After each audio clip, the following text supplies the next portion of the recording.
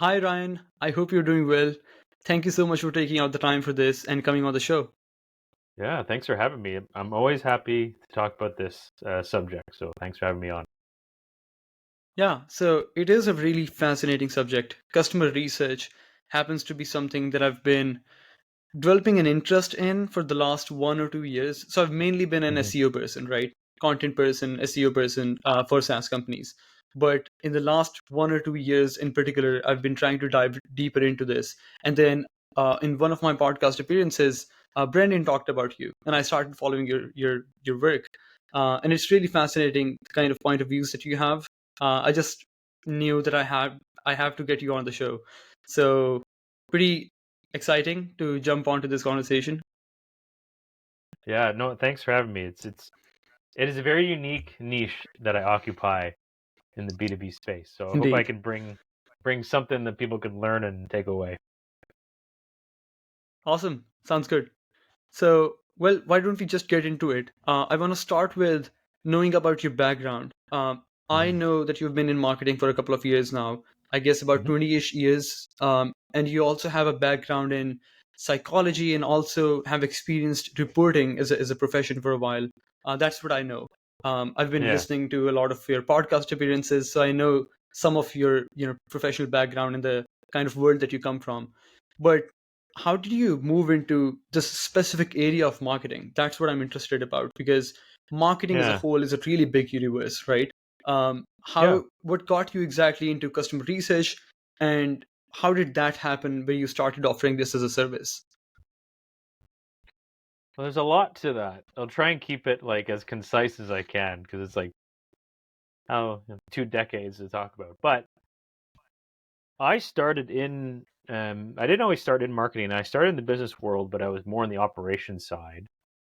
And I was in B2B hospitality B2B. So I worked for a chain of restaurants. And I was more in charge of, helping develop the operations side for the franchise chain, but I was thrown the marketing hat when I became the director of operations. And I just gravitated towards it right away. It was just it aligned with who I was. I was like, this is awesome. I love this. And when you are for a franchise chain, what's really interesting is you're selling businesses, but you also have to create the marketplace for the franchisees to succeed. So you're doing almost you're doing a hybrid of like B2B and B2C. And at the time, we were a smaller chain where I live in Canada, and I couldn't afford to do a lot of the consumer research that other chains do. A lot of them outsource. So I did it myself. And that's really where that journey started. I would do person on the street interviews. I would exit poll our customers. I would go and do secret shopping in our competitors, talk to their customers, pretending I was a customer, but I'm really like profiling them about like how they make their purchases. And this is like, yeah, 20 years ago. So it was great, but I had worked in the industry for a while and needed a switch.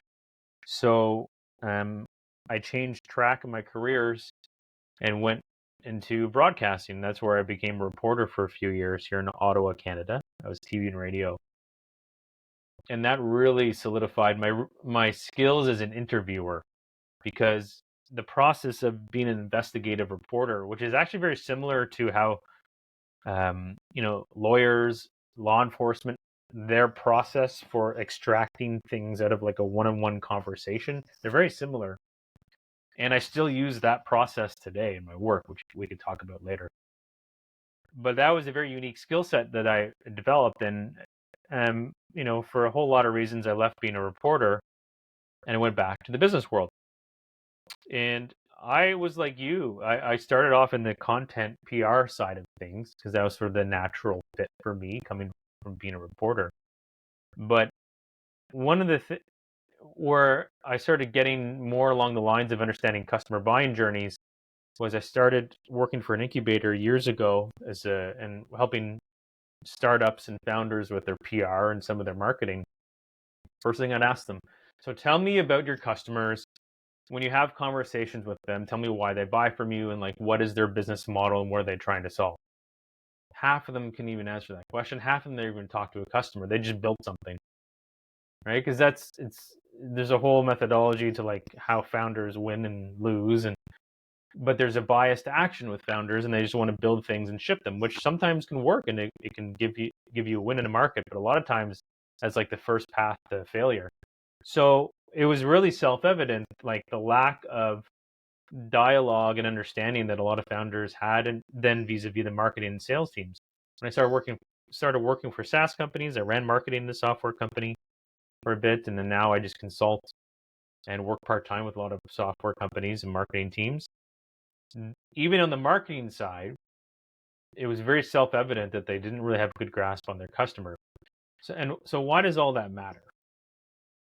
Because at the end of the day, marketing is about influencing the behaviors and decisions of a target market, right? There's a set total addressable market. You're trying to show them this path makes sense for you over this path, and you're trying to influence their decision-making process. If you don't understand their business model and how they make decisions around that and how they make decisions about vendors and vendors that fit inside their business processes, then you're really going to struggle with being successful in marketing. So I don't know if I totally answered the question. I took a long time to answer that question, but that's like the path for me. So I've always been into research. It's just always shown. I've always seen it as a gap in my 20-year career. Right, right, right. And if you try to, think back of your early days being an investigative reporter, right? Mm-hmm. And then having done all of those different kind of things, do you feel like investigation as a skill set is something that you still benefit from having that experience in your background? Absolutely, 1,000%. A lot of marketers just lack curiosity, and that's Hmm. what you need. Like you need to be very curious about why do they want to do this in the first place? What choices are they making? How can I use that intelligence and understanding to make better choices with my marketing and sales? Like one of the things I often say is like how I talk about what I do is I call it customer investigations. I don't say interviews, even though that's what we're doing. It's like, that's what we're doing right now. But Yeah. an interview has a different connotation to me than investigations, because when you're investigating, there's a depth of understanding that you're trying to understand. You're trying to understand behaviors and timelines and facts and actions. Those are all the things I need to run and build successful marketing programs. So that's why I use the word investigations, and I think there is a difference between that and just trying to talk or understand your customer. So you talked about having curiosity as a marketer, right? That is one keyword that I've heard from you in the content that you know put out when you speak to other folks in the marketing world. What do you mean exactly? That the marketers actually lack curiosity? Because the way I see this is, and I want to get into this in a lot more detail. Um, the way I see this is, at least it's a hypothesis of mine, that perhaps marketers actually lack those skill sets, um, which could allow them to extract a lot of good information about their customers. Would you say it's actually just about curiosity, or they have the curiosity, they don't have the skill set to extract that information?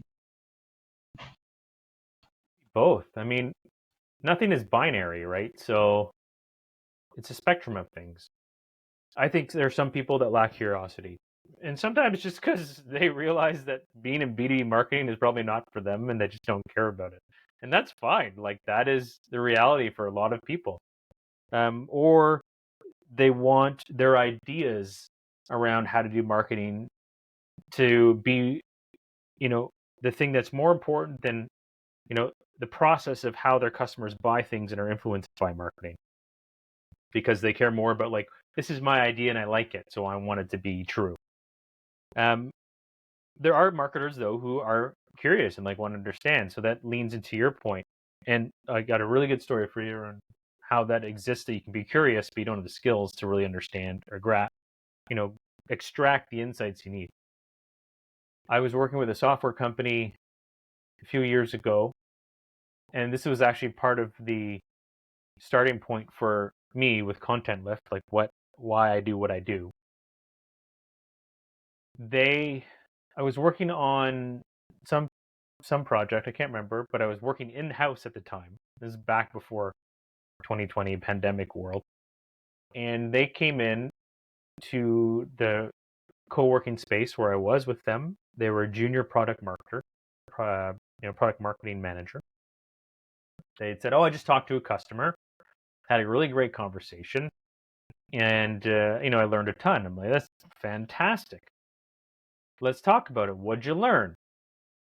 "Oh, well, here's what I wrote it all down," and they had like 3 or 4 sentences on a piece of paper, and they were just very generic sentences, like they like our product, and I'm like, "Oh God." So, but it's a good start.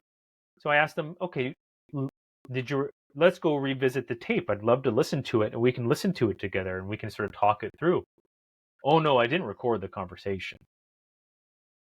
And that was like the light bulb moment for me to really see that you can still be curious and want to know your customer. But unless you actually ask the right questions and have a process for extracting the insights you need, it's really just going to be like a friendly conversation, which is fine. I mean, it's nothing wrong to have a friendly conversation with one of your customers. It makes them feel good. But you didn't really get anything you need to action into marketing to like move your marketing from here to here.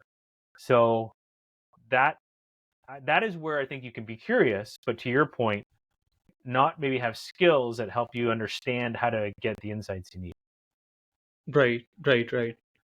Now, I'm really curious when it comes to customer research, right? Specifically for B2B tech companies, um, companies who are dealing with executives or bigger buying committees in terms of buyers, the folks Yeah. who would actually make the purchase. It just feels like the use case for customer research would really transcend marketing, right? It could be, for example, insights that the sales team can use, customer success teams can use, product team can use. So when you work with clients, is your primary use case for marketing, or does it cover other departments as well? If if you can, for example, deliver any insights that the teams can also use. Yeah. For me, it's all about acquisition. So Okay. I care about the marketing, the sales journey in a company that has a sales team and, is doing large size deals with with an acquisition cycle of like 2 to 3 quarters. Hmm. But yes, absolutely, those things can um, influence and help other teams. Here's my thought process around this stuff, though. Just on how people research and build a short list of options for, say I want to buy a CRM. How they research and build a short list of CRM options, I can have a 45-minute conversation with someone just about that. And it's very in depth. Like I'm really pulling at strings and threads and trying to uncover all sorts of ideas and insights and behaviors and motivations. I never get to their experience as a customer, their use of the product, whether what their sales experience was like. I do tie into that a little bit. Those are all things that are also influence the business, but I never get to. And the reason I don't do that is because that's not the work that I do. So if I want to have a conversation with someone around like the UI UX of my product, that should be product people for the most part, and then they can give some insights to marketing if there's something that impacts them. So I think it does help other teams, but I like to say that the people who can ask the best questions are the ones who are influenced by the answers. Their work is influenced by the answers. So I always recommend everybody should be talking to customers at a company. What happens though, typically, historically, in my experience, is that customer success teams, product teams, and sales teams get to talk to customers. But marketers either don't get Hmm. access or don't think of talking to customers. But they're the ones that have the most influence at the beginning of the relationship, right? And they're the ones that sometimes have to influence that buying process over months, maybe years. So how do you do that without actually getting into the mindset of these people and figuring out how they think? It's really hard to do that with marketing if you don't. Yeah, yeah. You talked about how, um, of course, some marketers would just never think about this, right? Mm-hmm. Interviewing customers or doing customer research would never cross their mind. But then there's also a set of marketers who are interested in this stuff, but they just don't get the access. They either cannot Yeah. convince their leadership, or, for example, right, they're working in an agency. This happened with us a lot. So in my last company, we had a whole process of trying to, get in touch with the customers of our prospects, or clients, right? Yeah. Um, However, scheduling those interviews and just convincing our clients to do so would be like a big struggle, like almost always. So, like, why do you want to talk to your customers, right? But like, we can give you Yeah. this one pager that we have. So those kind of things. How do you Yeah. navigate that? Woo. It's the toughest one. And there's a lot of reasons. There's a lot of things in that. So let me start with the agency first, because that's where we just left. When I was doing my own due diligence around content lift, I spoke to about 24, senior marketers, VPs, directors, executives type people, right? Or like mid-executive. 3 or 4 of them were from agency side. And they all of them said, trying to get customers to let us talk, trying to get our customers to let us talk to their customers is always a tough part. It's the toughest sell. Why I think that happens? Because I think it's in the sales process sometimes. It's like we communicate, it's almost communicated as like an upsell or seen as an upsell, right? Rather than a way of like getting the insights you need to ensure that the investment has a lower risk of failure. Because that's really what it is. There are companies that will not think twice about spending $50,000 a month on ads in Facebook or Google. So like, that's over $500,000 a year USD, but they won't pay 10 grand to de-risk the loss of that investment with customer research. Right. It's just sort of how they think about it. So you have to reframe the question. So then I say that because that goes back to the internal side. I think seasoned executives understand the rationale of why you would talk to customers. But even then, it doesn't always translate. So how I frame it is I don't talk about research. I talk about the objectives of the business. I talk about the goals, however they frame that. So, if it's KPIs or some type of OKR, or if it's their close rate is 10, 12%, and we believe it should be 20%, right, on sales deals. Okay. Well, let's go figure out if we can get higher qualified people into your pipeline to get that close rate up to 20%. Because that's really usually what's happening, is they're just not getting enough qualified people into a pipeline. So I don't say the word research. What I talk about is, what are the problems of the business and how are we going to use, investigations and dialogue with customers to unlock, the answers we need to improve those metrics. That's the difference, right? And there's different ways you can do that and pitch that to executive teams, because that's what they care about at the end of the day. They don't care Right. about the research. What they care about are the problems, the larger scale problems the company faces. Your job is to show them how what you want to do is going to help contribute to that. Right. Right. Right. That makes a lot of sense. Um, Yeah, I guess the word research itself just sounds so vague. Perhaps Yeah. because executives would hear that word so much, and they don't know what exactly to expect out of it. So exactly to your point, if someone can connect an objective, a tangible business objective that they're trying to accomplish as a result of that whole activity, maybe there are Mm-hmm. more chances of them convincing their leadership or the or the client that they're working with to put you in touch with the customers. Yeah. So it's like those are the conversations that how I like to frame them. Because if you've never been on a leadership team, I've had I've had the privilege of being there. I've also reported to 4 CEOs directly. And you have to understand, like, their world isn't just about does marketing have what it needs? It's like, does every single team have what it needs? Hmm. And all the money that everyone needs is coming from one bucket, and they're trying to prioritize like all the different needs of every single department and every single thing while trying to ensure the lights stay on, right? Everyone gets paid next week. So you have to work within how they think about the world. So that's why I always frame it this way. These are the challenges we've talked about in the company. Here's how I think talking to customers can unlock these things. I'm going to use those answers this way, and these are the things that I'm going to try and get at and understand, and we will report the results in this way. So that's Right, right. that's how I would approach all these things. Yeah, that makes a lot of sense. I'm thinking on the opposite side of it, right? Um, of course, starting with a clear objective, a particular problem that you're trying to solve might be helpful. But then, do you think it can become, I'm not sure if, counterproductive would be a good word, but I'm just thinking, for example, is it really important in almost all of the cases that you have to start with a particular problem that you're trying to solve? Or, for example, if you just put this executive leadership buy-in on the side, and then you're recommending a B2B marketer who's working in a B2B company, would you say just do it on a consistent basis, just interview customers on a monthly basis or quarterly basis, and you will be able to uncover some insights? Or would you say, no, no, no, you have to develop a hypothesis or some sort of think of a Mm. problem that you're trying to solve first?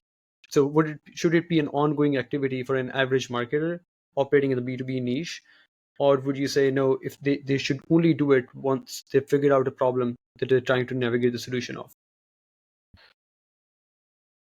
I think it depends on like the reaction to how the executives see what you want to do. So what I mean by that is, if you're getting pushback or you're getting skepticism or you're getting why do you want to bother our customers? Right? That's like the classic line. Then you have to start with building a business case, because if you're getting why would you want to talk to our customers? They they are thinking of something. They think that you're trying to do something different than what you probably are trying to accomplish, right? Like they have something is in their brain where they have a different view of what you're describing. You have to figure out what it is and why.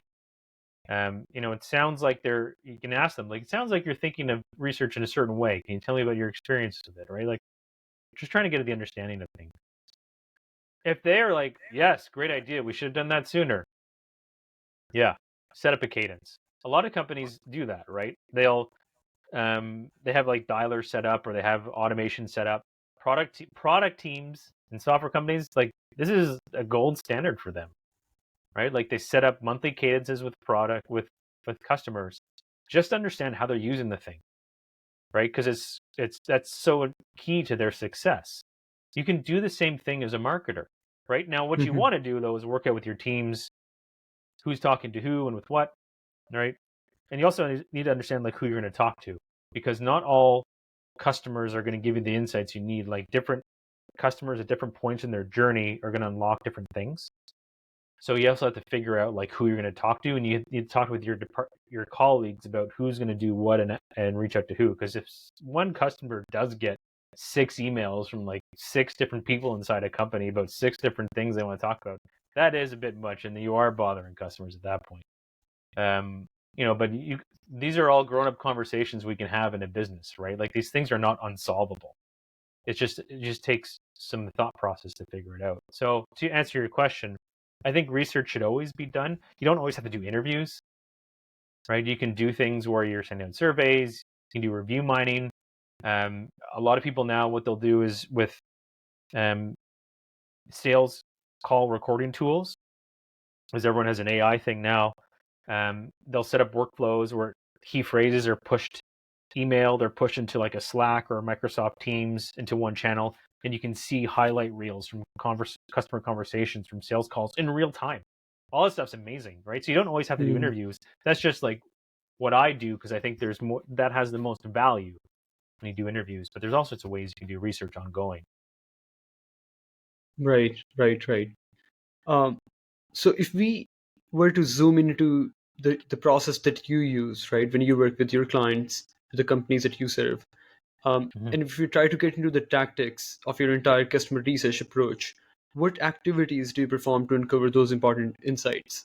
I Yeah. imagine interviewing customers, exactly as you mentioned, would be one part of the whole puzzle, right? But are there other things beyond talking to customers? Do you run surveys, search in communities? What does it look like? Yeah, I mean, so are you asking me like a more holistic research process? Like, what does that look like? Yeah, again, yeah, from a marketing B2B acquisition standpoint, Yeah. if you were to, facilitate that, what kind of activities would Yeah. you engage in? So I just do interviews for clients. That's all I do. I don't do anything else other than that. And there's a reason, because I think I'm one of the better ones at it. It's a skill. I'm up to the 2,000 interviews now in my career, and Hmm. Okay. I watch other interviews. I watched one last week from a client. It was a PR firm that interviewed a customer of one of my clients. I'm doing research for a company. They wanted to send me some of the interviews the PR firm was doing just to add to the research. I watched it. It was okay, but I was like, I know that how I approach it is different, and not because I'm particularly smarter or anything like that. It's just I have the experience of it, right? It's almost muscle memory at this point. But that's not the question you asked. The question is, how do you approach it holistically? Well, I look at it as sort of in stages. So people debate whether you should do surveys or interviews first. I don't think you necessarily need to do either one or the other first. I think though, if it's early stages for you and your company, you have a small team, maybe you've only been around for a couple of years, you're doing, you have some customers, but you're looking to actually build out a more full-fleshed go-to-market strategy. In B2B, interviews are like the best. Nothing is better, because you B2B journeys are sort of, they meander over like months and years, and there's a lot of complexity into them because they are trying to think about all their various approaches. This is the buyer, because it's not just, they don't look at direct competitors, they look at indirect and everything else they can do. There's like, for example, there's still a reason why people still use spreadsheets as a CRM for like year 1 to 2 in most companies, right? Even with all sorts of CRMs out there, there's the reasons why people do these things. Your job is to understand why, and what are the trade-offs of these approaches, and how do they solve them, and you work your way all the way to like a closed one, and like why they chose your solution. You can't get like that depth and that timeline of those actions and behaviors with like a survey or going into communities. Now, what you can get though in surveys, or which are quantitative data, which is like, things that happened, it's not qualitative, which is depth and why. Quantitative, you can get, um, statistical relevancy on specific questions, right? Do you use a CRM? Which CRM have you looked at over the last 6 months? Why? What are you looking for in a CRM? Like, there's all these things. You can use that to your advantage. Communities you can mine for like keyword searches. What problems are people asking? What are things that connect to what you do? I see it a lot where like I'm in communities and people will ask questions about research, and I'll say, hey, if you ever talk to your customer, here's a huge list of questions I have on my website. Feel free to use it, right? And that's the stuff I look for. But those are the ways you can use research to your advantage. Hope I answered the question. Let me know if I didn't. But I don't.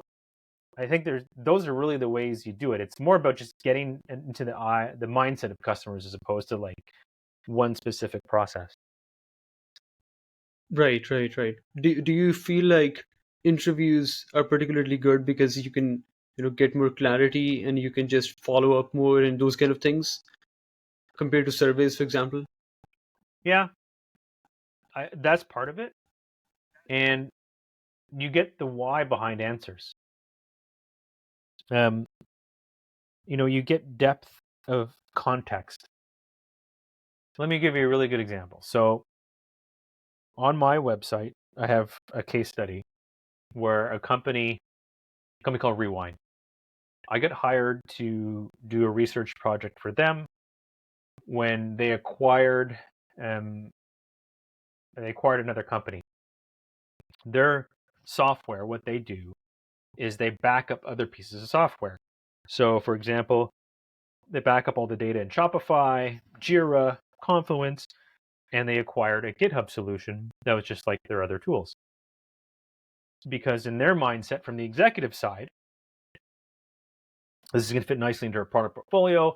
We think it's going to bring, extra 2 to 3 million, annual recurring revenue in the next 3 to 5 years. Our sales team will know how to sell it. We can cross sell. Amazing. Everything's looking good. Okay, so when they launched with the business intelligence they got from the founding team that built the thing, the sales were not materializing in the way that they thought. So I got tapped to go understand why. Well, what turned out was the people that we were targeting with a lot of our ads and how we were trying to position the product, which was for developers who use GitHub, they did not care. There's a few people who had bought it as early adopters, but they were not the ones who were actually going to use the product ongoing, within the organization for any length of time. It was actually IT people and DevOps people that were using it. And there's a whole bunch of reasons why. But we wouldn't have understood that until we went and talked to them about, how do they do backups in their business? Why do they do backups in their business? Why are they important to do backups in their business? What happens if you don't have them? What happens to your business if you don't have backups? Why did you choose to solve it in the first place? And we actually even found out most clients or customers are trying to build their own version of Rewind in-house because they're IT people working with developers. So of course they can just throw it on the roadmap.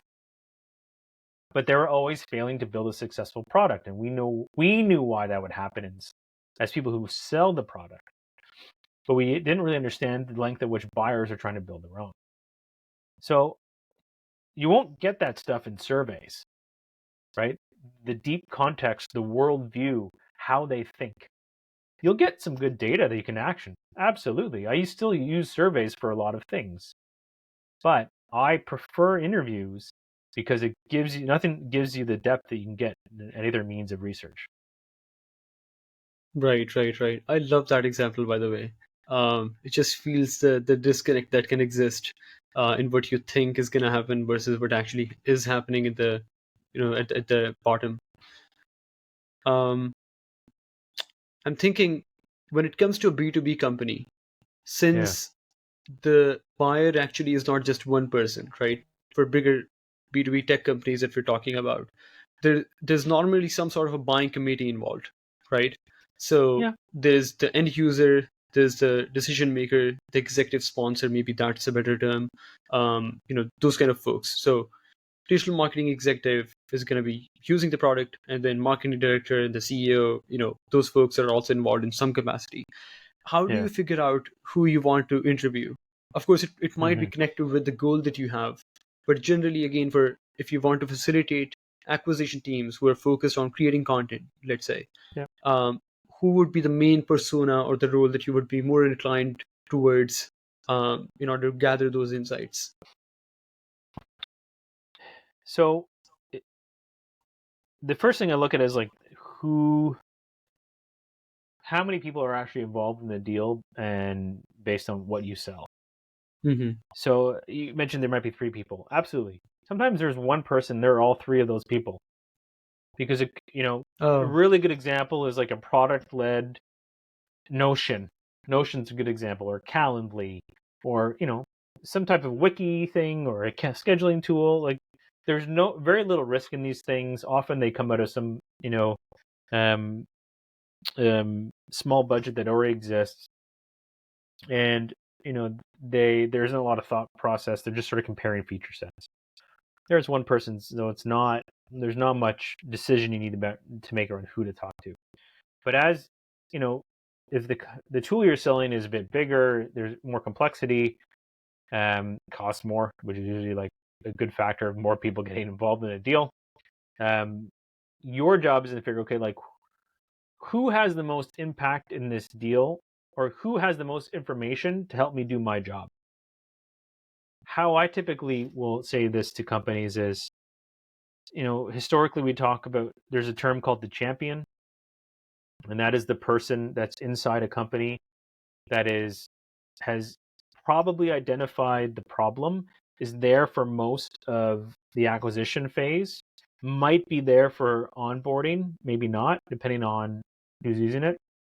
So they typically have a line of sight into the rationales of different departments and what the information they're looking for, because they're the ones making the case to the rest of the company, right? And you'll see that in sales calls. If you listen to enough sales calls, that's another one too. If you can listen to sales calls, that's another great one for research, but I digress.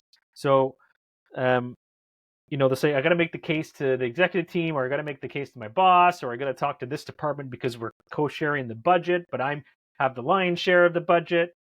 That is the person that you're going to try and extract most of the information from, because not only are they going to they'll give you what you need, so you don't have to have another range of interviews with other people, but they're the ones on that buying journey for the most part, and they're the ones you're probably influencing at each phase of it. So that's who I like to talk to and who I like to focus on. That doesn't mean you shouldn't go and talk to other people involved in a deal down the line.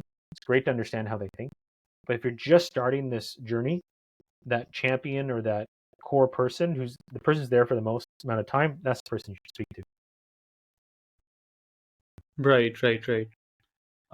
And from a marketing perspective, what information are you normally looking to gather by talking to customers? So again, it might be a high level question. Of course, for acquisition, we want to know their buying journeys and those kind of things.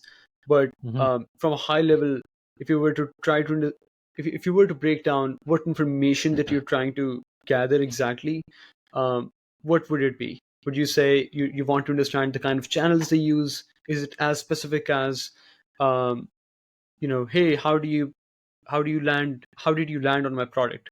Or is it something more high level around pain points for the most part? That's part of it. Let me come at it maybe a different way.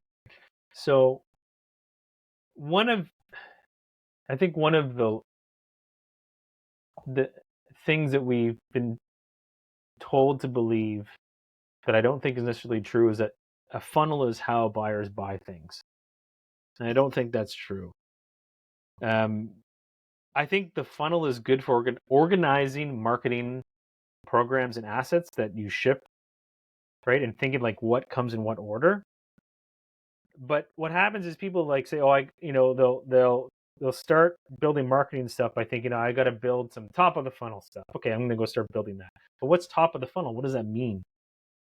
What does that actually look like in the context and the worldview of your customer? So I have a different lens of it, and I'm not the only one. Like what I'm about to tell you is like Gartner has done studies on this, Baines and Co has done work on this. Other types of practitioners have done what I'm about to talk about. So this is nothing novel.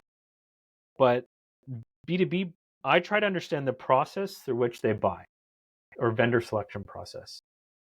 And I try to understand that within the context of the business process they're trying to improve. So for example, I talked about Rewind. That first set of interviews was not the end state of our research. We went and did like a lot more work after, because one of the terms that kept coming up in that conversation was a process called data recovery strategy, or my backup recovery strategy. I don't work in IT. I didn't know what that meant. I'd never heard of that term. I'm very curious. I'm going to go figure out what that is. So that's what I talked to them about, right? I went through a bunch of interviews and talked to different buyers. I want to understand this process of disaster recovery strategy. Tell me what that is, right?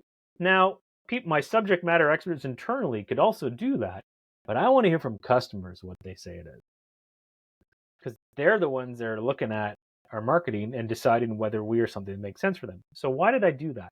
Because Rewind's backup tool fit within that process of disaster recovery strategy. It wasn't it didn't encompass it. It was part of it. For example, like Riverside, which we're using, it's not your content it's not your content marketing. It's part of how you do content marketing, right? It's a tool inside that process. So what is the process for you, building content with Riverside, and to what end and why? So I want to understand the same thing with data recovery strategy. So when I talk to people, what I try to understand is what is the process they're trying to improve, and why are they prioritizing this process now? What business conditions have just started to appear, or what has happened over time, what's the slow burn been, then now they're like, okay, this is now a problem that we want to spend money on. Or a better way you to look at it is like, we're going to devote resources to solving it. It's just because they want to solve the problem doesn't mean they're going to buy a tool yet. They could do something else. So they define what they want to do and the requirements of how they want to solve this problem. Maybe it's in-house, they build something in-house. Maybe they use an existing tool. Maybe they hire an agency. Maybe they need to hire more people. Or, hey, I found this thing. Looks like maybe it could help. Put that on the list. So now they go and look at all their options and build a consideration set. And maybe they've landed at, you know what, we actually need to outsource this to another business, this part of this larger process, because we don't want to, but we can't get more headcount, and we don't want to spend money on an agency at $5,000 a month over the next 36 months. That's just too much. Let's build a consideration set of vendors that have a tool. So they go through the consideration, they build that short list, they evaluate the short list. What do they do? How do they evaluate it? What information looking at? What do they think is a lie? What do they think is true? Like all these things. Like I want to know how they think we're full of it. Like those are the things I want to understand. And then how do they, when they get to the sales side, what do they want to see there? What do they talk about with the sales team? What are the conversations they're having inside their company? How are they making decisions? What's their evaluation criteria? And why did they choose the final vendor? That's the stuff I try to understand. That's very different, I think, than what my experience, what a lot of marketers do. Because what they do is what you just said. So what channels do you go to? Yeah. Right? But here's the thing that people will realize if they do enough of this work. The channels are almost irrelevant because in B2B, most of them are the same. Right? True. What matters is, where does your ideal customer hang out and what are the things they care about? Because when you figure that out, you'll start to know where you go.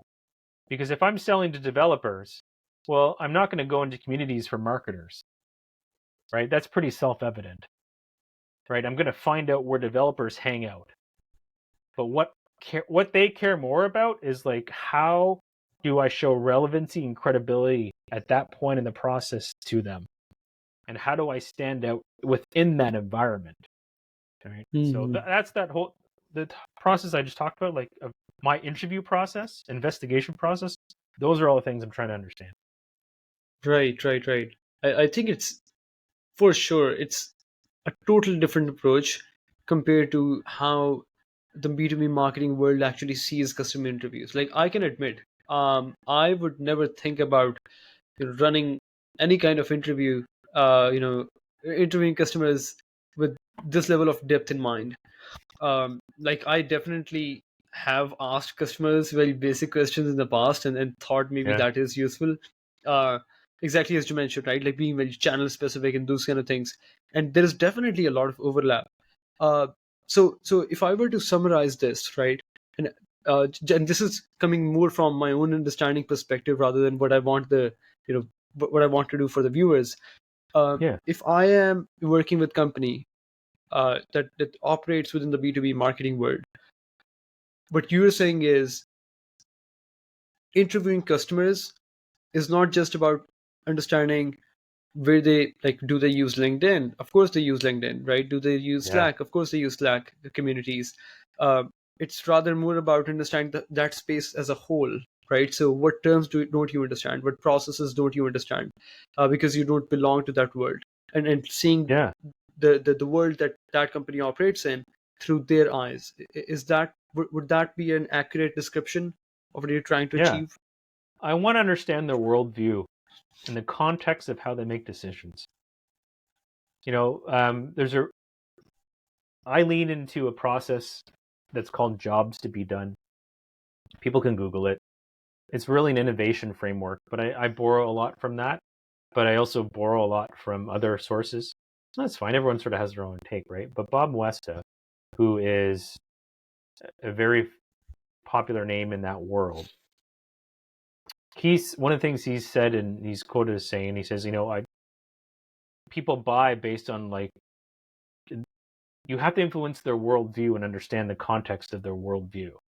Otherwise, it's going to be very hard for you to actually market to them and sell things that they want. And I hear that time and time and again from people when I do interviews. Because one of the things I'll always ask them is like, why them? And that sounds like I'm like, why them? You know, they tell you. They were the most credible. They're the most relevant. They understood my world the most. They seemed like they understood my challenges the best. They used the words that I use. You know, those are all the things that build credibility and relevance, because that's really what they're looking for. Because at the end of the day, and one of the things that we don't often talk about in B2B is that there is always a level of risk that comes with every decision and investment you make. If I buy a cup of coffee and it's the worst cup of coffee I've ever had, on me, no big deal. If I buy HubSpot at $4,000 a month and it ends up to be like the worst decision we ever made, that's a tough conversation you have to have now. In the SaaS world, I'm just using that as an example because LinkedIn tends to bias towards like software, I find. So you just see a lot of like software type, activity and like how we market software. And that's fine. But the software world has had it really good for the last 15 years, right? Because there's been a lot of growth overall in that segment, and there still will always be growth. But I think what's happened in the last year is you're seeing a lot of things go back to first principles and foundations that existed in B2B before, where people were were scrutinizing their purchases highly, and it was very rare they parted with dollars for a new thing, right? When I was in B2B in the hospitality B2B world, I once had a vendor I wanted to do business with for 3 years. I had them as number one choice on my list. 3 years. But there's a whole bunch of reasons I couldn't actually, sign a contract with them until the time was right. So that's, I think, going to be the new reality for a lot of companies in the next decade, where budgets are tighter, people scrutinize these things, and there's more risk to buying a solution. So how do you mitigate all that for you as a marketer? Because that's your job. Right, right, right. So if I were to ask you, Ryan, um, I'm an average marketer, right? And I want to Mm-hmm. do really good. Let's say I work at a B2B SaaS company and I come to you and I say, hey, Ryan, I haven't done 2,000 customer interviews. You have, right? You have that expertise around customer research, but I still want to leverage this to create better content, to create, that deeper level of connection with my customers in the way that I Yeah. communicate with them with my messages. Uh, Without, like, of course, your level expertise would be super super deep, but what are some of the top 2 to 3 things that I should be inquiring my customers about, with which I would always be on a good side? Yeah. So what's the process I should follow? Is that the question? I would say the process and the topics that you want someone to Oh, get okay. into, when, yeah, the process and the topics both would be fantastic if we can touch upon that. Well, on the topic side, I think it's a lot of what I just mentioned, right? Like figure out how their business works. Because it's B2B. It is business to business, right? So I know people love to talk about like people buy from people, and let's be human to human. Like I've heard that. And there's nothing wrong with that mindset. That's actually a good one to have in B2B. Because the companies that are like seem more reasonable and human and sound that way tend to do better, especially in a sales environment. When I was buying 20 years ago, that was true. Like but at the end of the day, it's still like a business that has to work with another business. So if you don't understand that person's business model and like that person, your buyer's role within that business and what their responsibilities are and what their challenges are, you're going to fall down. And I don't mean like the high level, surface level stuff. I mean like dig deep, right? So that's the first thing I'd say. Like understand that stuff. And like the process of like you know, doing an interview with someone, I look at interviews in like 5 steps. The first is you got to have an objective.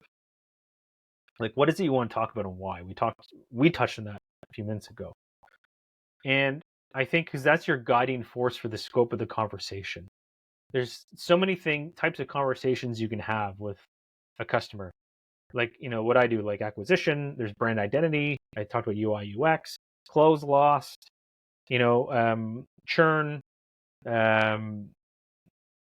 Oh gosh, there's all sorts of there's about like 15 different types of like research interviews you can have.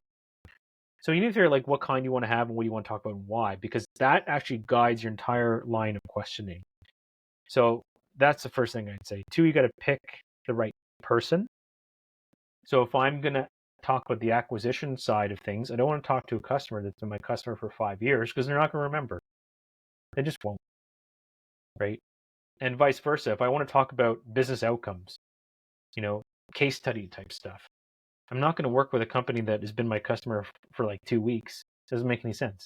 So, you have to figure like who is the person. The third thing I would say is make sure that um, you want to feel like a friendly conversation, but it's you're asking in-depth questions. You're with lots of whys, sort of follow-ups, a lot of probing questions, because people don't naturally answer.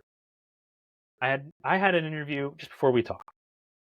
Okay, I asked how I typically set up an environment is, or set up a conversation is, okay, I'm going to talk to you about this. This is the scope of what I'm trying to understand. There's no right or wrong answer to what we're going to talk. It's really just what we're going to talk about. It's really just your lived experience and some form of that. We're like, great.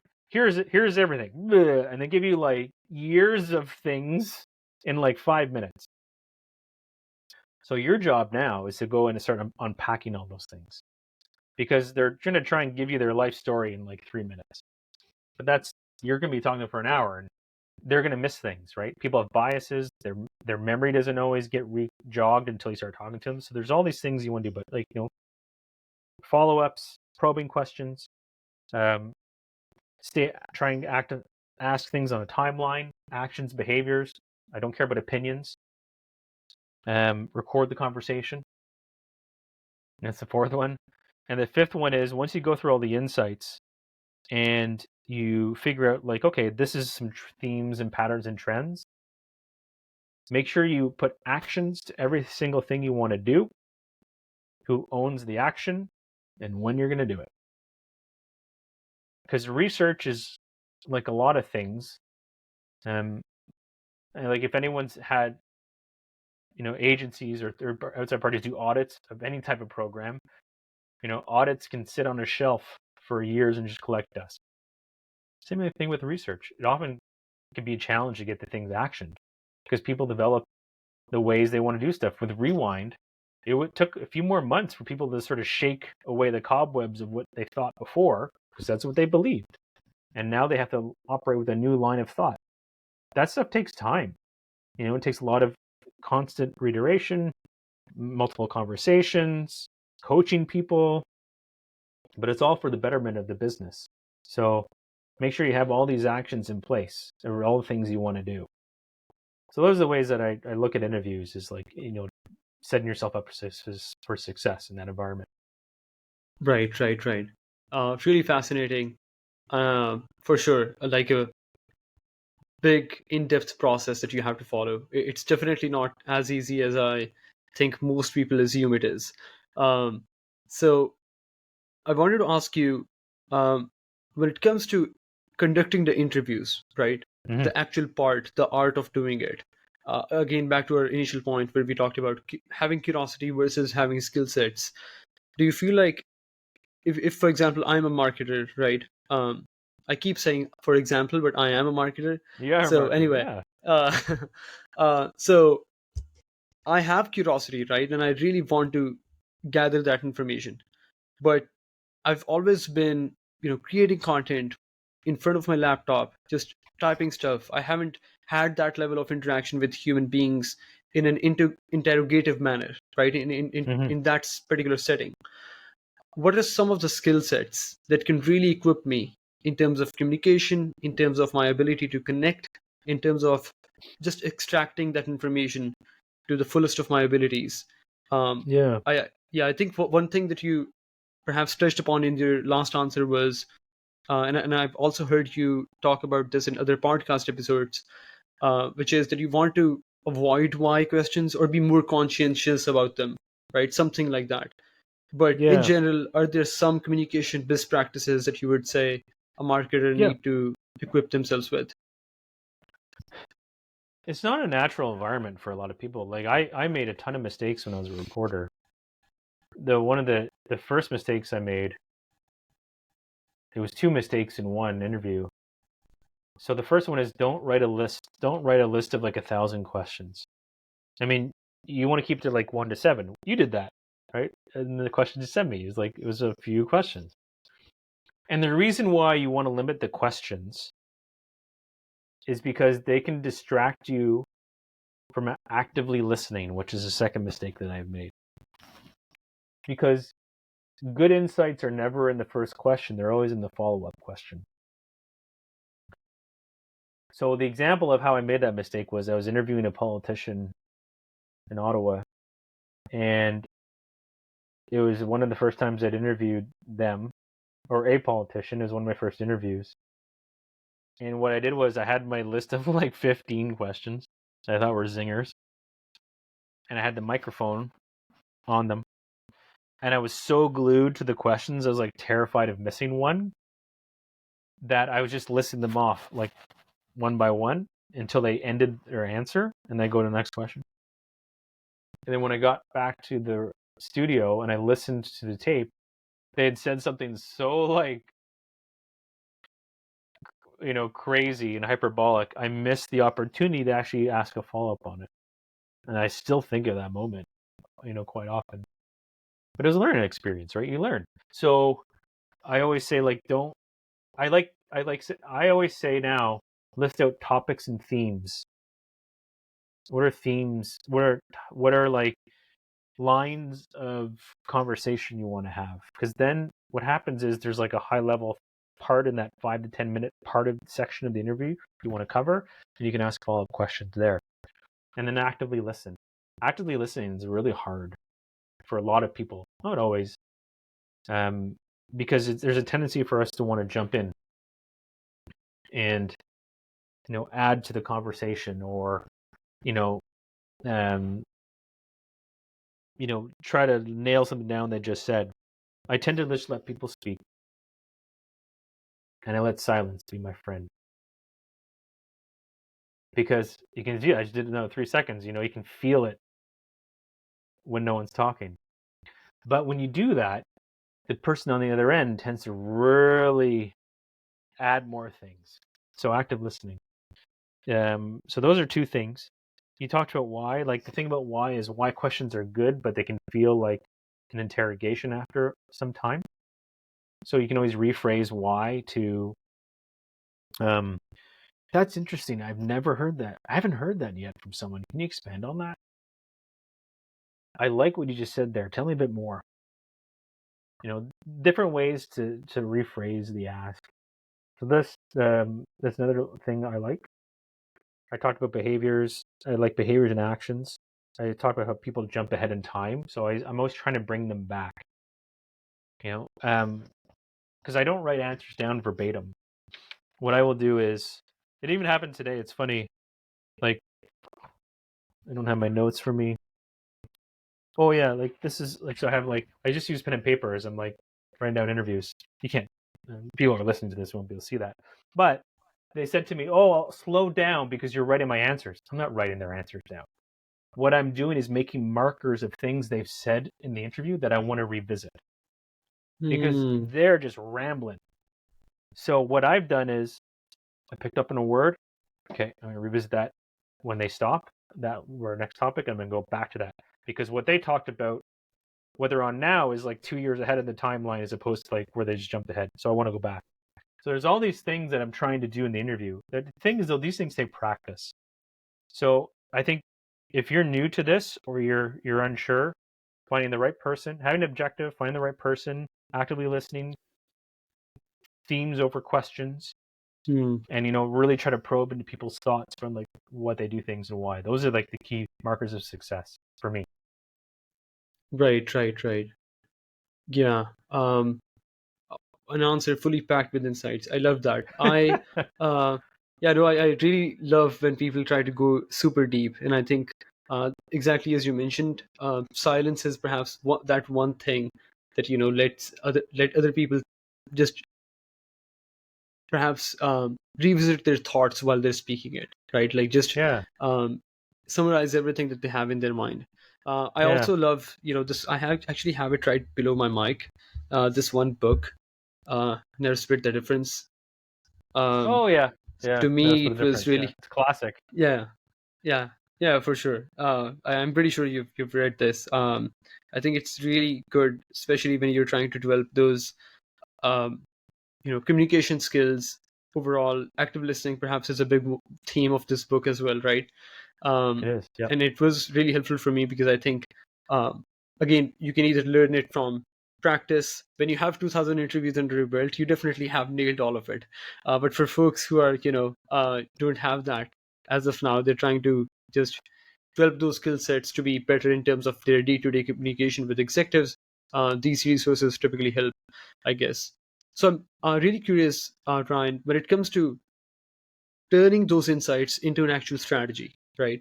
Hmm. So we've done everything, we've followed a really good process, and we have those insights gathered. We've asked the right questions, we've interviewed the right folks. How do I, as a content marketer, use that information into building a content strategy? What would be that step in between?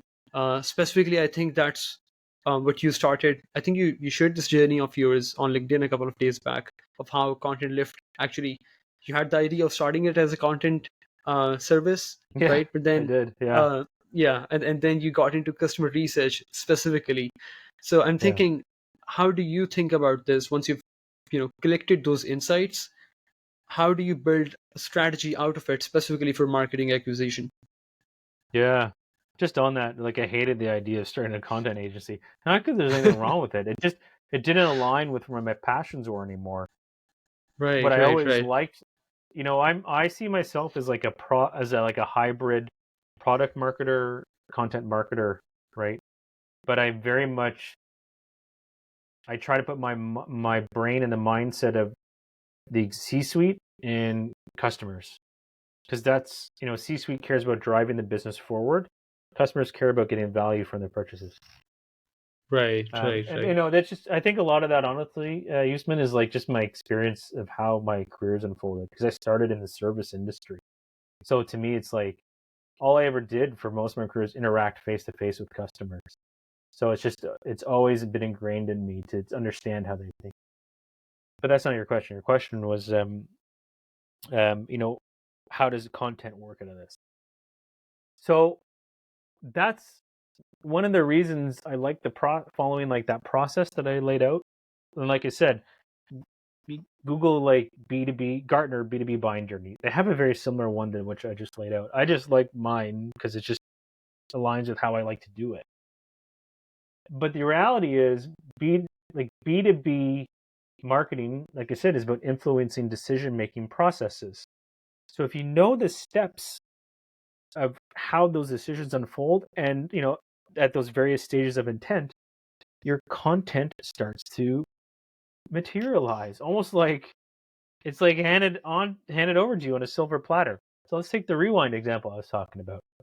So when we did the first round of interviews, and people, they can go on my website, contentlift.io, and you can see all this. It's all mapped out, A to Z. I like my case studies be in depth too, funny enough. So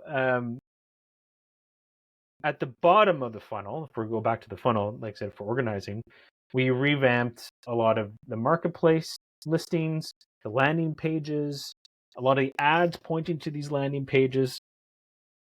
And we changed some of the language based on those first interviews, and we doubled the install rates over the course of a month, because now we're using the language at that element, or that part of the buying process in that high intent stage, reflecting what they were looking for and how they were evaluating the various approaches that they had.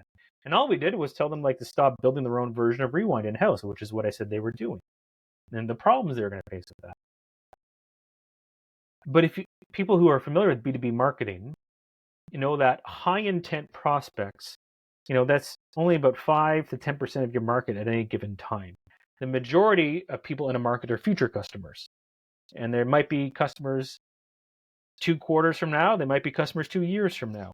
You have to influence these people as well. So how do you do that with what I talked about? Well, you go up to the beginning of that part of the journey where that process investigation where it's like, where did this start for you? What were you trying to get better at and why? And I mentioned the thing they were trying to get better at was a process called disaster recovery strategy.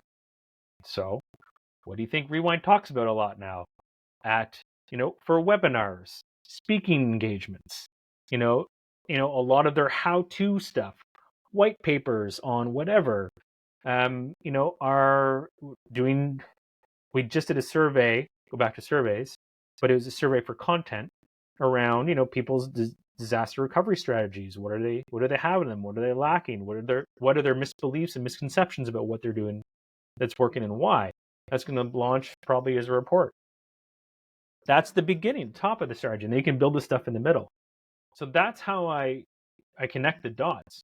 When I interview them on like what they're trying to do in the business and why, your content strategy is already starting to write itself, right? So I hope I answered the question. Let me know if I wasn't clear, No, because no, I think that's you did for that's a sure. connection that people struggle with, right? Because you think you got to spin up SEO, SEMrush, or Ahrefs, find a bunch of keywords, and it's going to be like, yeah, perfect. That's not how this stuff works, right? You need to understand the context of what keywords and why.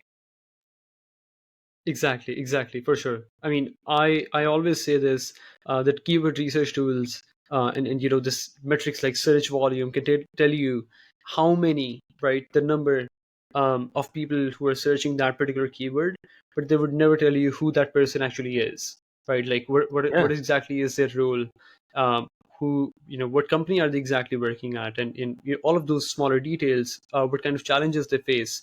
So you're just looking at a keyword, not knowing if it's an intern trying to search for a software because someone else told them, Yeah. versus someone in the leadership. And I'm thinking, if I may, yeah, just before we yeah, move on, for sure. at Rewind, I've worked with them off and on for 5 years, so I understand the depth of their business very well. They started as a Shopify app. Hmm. They have one piece of content, a blog, how to back up your Shopify store. At most, it still only gets, according to, whatever tool you're going to use, 30 to 50 searches a month in North America, right? Most companies would look at that and go, Yeah. why would I even write content for that? I'll tell you this though, we've done the math and backtrack. That thing probably brings in $3,000 to $4,000 a month in sales, but it only has it hardly has any searches, like in according to Ahrefs or SEMrush.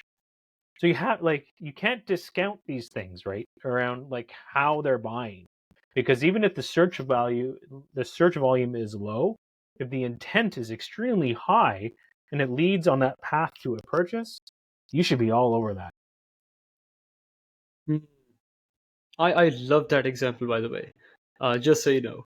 um, Yeah, I'm sure you would. I Yeah, I mean, I talk a lot about the idea of not just focusing on getting more and more traffic, because us as SEOs or content marketers are just focused with more, right? Like, hey, we're getting this Mm-hmm. many leads. We have to ramp it up because we need more leads. We need to close more business. That means you just get more traffic. But then no one is interested in evaluating the quality of traffic that they're getting. And of course, the more relevant content that you can create, the more the conversion rate would be, the higher the quality would be. The entire sales pipeline will start to move faster, just because you Yep. decided to put more time into researching um, the content that you need to create for your customers. So yeah, that example speaks volume, and I'm sure I'm gonna take out this clip and distribute it as much as possible as evidence. Ryan agrees with me. Yeah, Okay, I do. so I think one thing that I wanted to jump into was just a small element of the last question that we discussed, right? The last element, which is, if you do this research for a bigger company, right, where they have Mm-hmm. marketing teams, they have everyone thinking about, oh, this is the messaging that we're going to use, this is our company's positioning, this is how the product gets developed, these are the folks that we want to target, right? All of those different kind of things, high level messaging, positioning, right? All of that stuff. And you come in and you say, okay, so we're working on this customer research stuff to think about the content that we want to create. right? Specifically from a content strategy perspective. Do you Mhm. face scenarios where you say, hey, you've been doing all of this stuff, right?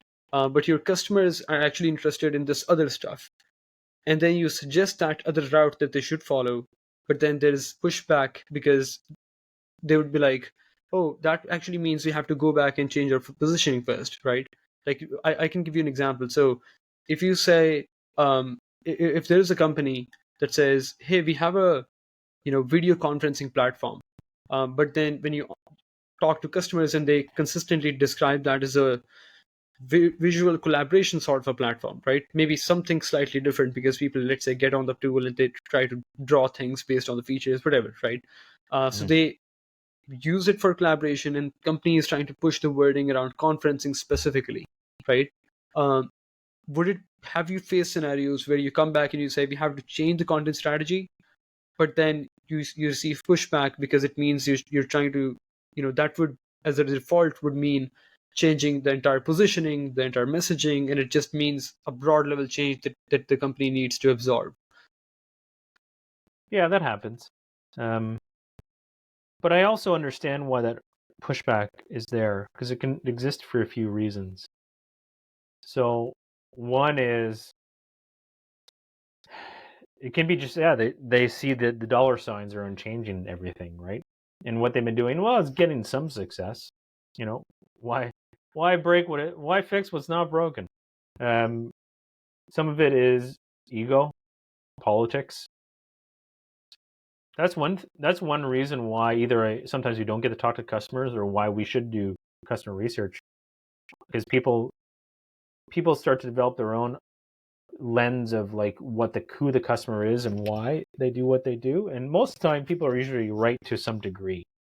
Most people are never totally wrong, they're just partly right. So you know, you get pushback from that camp. And the side is like, um other times it's, oh gosh, we don't have the resources to do all this. How in the world are we going to do that? Or they're scared, right? They're just overwhelmed. So how I typically like to approach these things, and when I do my own, like, sometimes I'm hired to do just the interviews, and sometimes I'm hired to take a look at how we should maybe think of marketing going forward. I'm not hired to do that all the time. Sometimes they want my skill set as an interviewer, and that's fine. um, but when I do the second part, like I take a look at the marketing, I will usually organize, you know, the art of what could be possible in, order of like low hanging fruit to massive overhaul. And the low hanging fruit stuff people like, because it's like it's more digestible. There's less apprehension around doing these things, because I get it. Like, it's, you only have so much time and money. Um, every decision you make means, every time you put resources into one thing means you're not putting resources into something else, right? Whether it's marketing or something else. So yeah, there can be pushback. I know a company to work with last year. I won't name who they are, but I know that when I presented a lot of what I think they should do, because I think you're targeting the wrong customer. That's a big, big statement from an outside contractor that doesn't work in that business. For sure. So they are going to take it with whatever grain of salt or no salt at all, right? So, but what I have in my pocket is all the data, because that's all I care about, Usman. Like, when I'm in conversations now, in the house or with their clients, I never say I think. I say the data suggests, because it's not about what I think. Now, the marketing thing is a little bit about what I think, but all I'm doing is just extracting what the customers are saying they do, and then me spinning into like what I think I can do in marketing. So it's never about what I think. It's what the data is showing us that, maybe we want to try. So it's up to them whether they want to do it or not. But yeah, I think you should understand, if you're an outside consultant, or you come in new to an organization in-house and you're trying to blow everything up. If you get pushback, don't be surprised at that and be respectful of their concerns, right? And just think about like going back to how we communicate why we did the research in the first place. My goal is to make this better.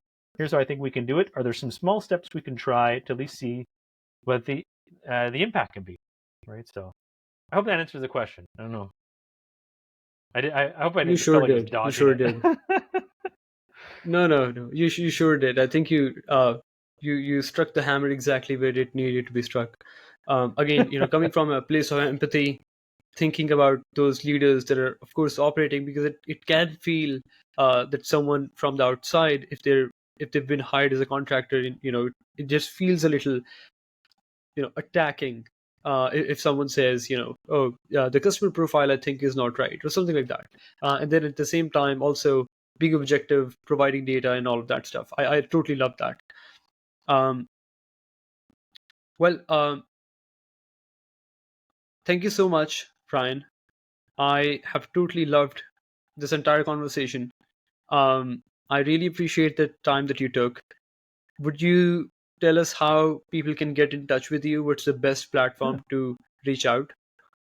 I live on LinkedIn. I'm on LinkedIn too much.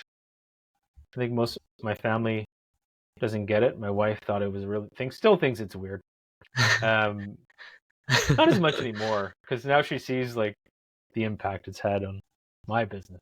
But LinkedIn, I try to answer every message I get. I answered you, right? So I'm getting busier as the years go on, but I try. And then my website's contentlift.io. I have a list of questions that people can use for interviewing people. It's free. Like you don't even have to download anything. You can if you want, but it's all there. You can just copy and paste really into a Google Doc. I don't care. But I do have a newsletter that I'll send stuff out every bi-weekly for people and give my musings. But I'm always around just to help if people want to chat. I'm always here to help if I can. Well, awesome. Well, thank you so much again for taking out the time for this. And I'll see you on LinkedIn. Yeah, thanks for having me.